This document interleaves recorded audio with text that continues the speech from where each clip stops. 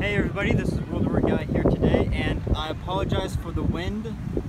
I'll try to speak a little louder than usual to make sure you guys can hear it. But I not really stumbled across this, but I finally came to a Korean War memorial down where I live. And I thought it'd be a cool idea to show you guys the memorial. And this is located in the downtown in the city where I live. I'll let you guys read that there.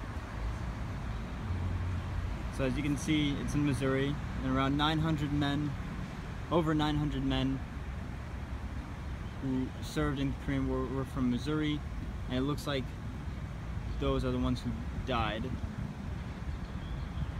in action. That's what it appears. And it's a simple memorial, but it's nice though. It's still honoring those who served. And then here we have a little bit of information about the war. A few photos there of the Korean War. And here we have a fairly detailed map of North and South Korea. Multiple rivers and cities as well. Of course, it talks a little more about the Korean War here. And branches of military service, you know, Marine, Navy, Army. Nope. Yeah. And two medals here. And then here is what I believe are the 900 men who served. And it's just a long list. And as I said before, I couldn't really see, but I believe it's either the dead or all who fought in the Korean War. And it continues down here a little bit. There's hundreds and hundreds of names. There's a little bit close up, just a few names. And then over here, there's a few bricks on the ground where I assume families maybe paid some money so that they could have like a little special message, maybe. There's that. That's what I assume. And of course you have flags here. Of course the American flag, the South Korean flag, and the state of Missouri flag.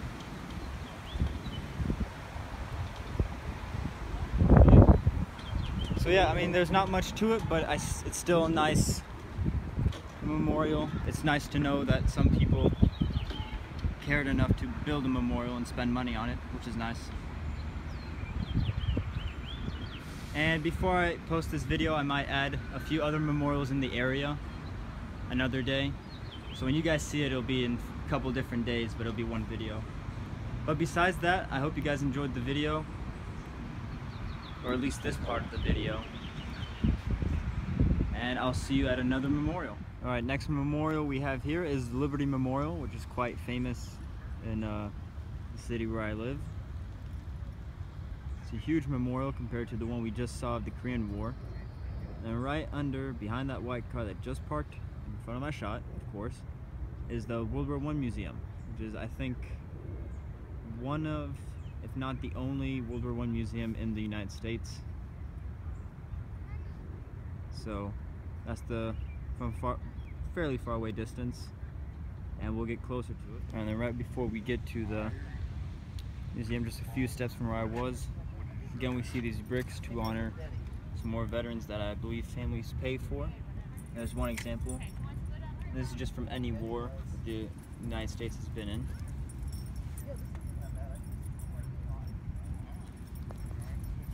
And this section appears to be World War I, according to this right here.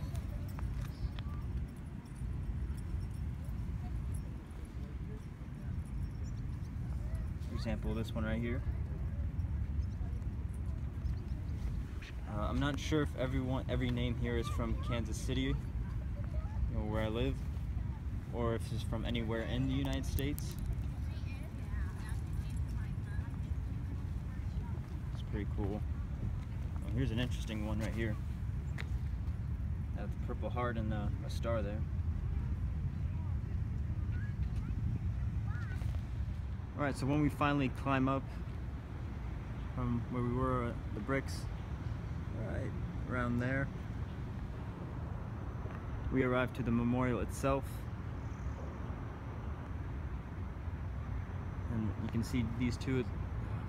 I'm not sure what kind of animal it's supposed to be, but it's covering its face with its wings. And if I remember correctly, something along the lines as it's covering itself from like the horrors of the war. Something like that. I could be completely wrong. I heard it once many years ago. But it's something along those lines, like it's covering its eyes for something, or it's mourning for all the lives that have been lost. And there's two buildings on each side here. There's one right there and one right there. And those are special exhibits for the museum. They have a special going on. That one says Evolutions 1917, but I believe you have to pay to get in, and I don't have a ticket for the separate exhibits. And here we have the memorial. I'm not sure if you guys can see it. Alright. So in honor of those, oh man, that's big. In honor of those who served in the World War.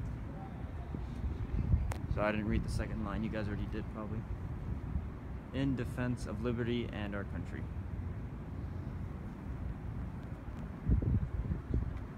There's that right under it. And this tower, you can actually go in it to the top, and it's pretty crazy. It's really high up. It's really nice. And something that's new that you guys just saw now is they set up a whole bunch of photos and information outside, which is actually new, but I don't think it's permanent. So there we have a photo of a Adrian helmet, possibly a French one. They got a, I'm guessing, a German stick grenade. And there's a few paragraphs of information. And there's that as well. And there's quite a few. Battlefields, buildings, trenches, bunkers, or no, that's not a bunker. Ammunition. There's that. It's kind of nice. It's additional information, and this part's free. So if you don't really want to pay for the museum, I guess you can get a tiny bit of information here. Right down there from the memorial we have Union Station, which was built in 1914, so right around the start of World War I. And so in 1917, when America declared war on Germany, the future troops, you know, the trainees and all that, would come to the train station here to be shipped off to camp, you know, boot camp and all that. So try to zoom in a little. Here we have a little bit of information on Gallipoli, and that looks like to be a modern day photo. I find that interesting because I thought it'd be all about the United States at war. So it's nice that they're doing more than just that. Again, some more. They're really well, like, beautiful photos. Beautiful as in they were well taken. And then right here we have the entrance of the World War I Museum.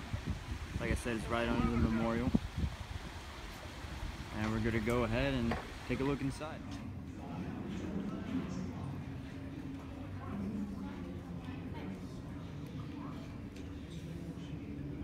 Splashing us with her blood. It was living hell.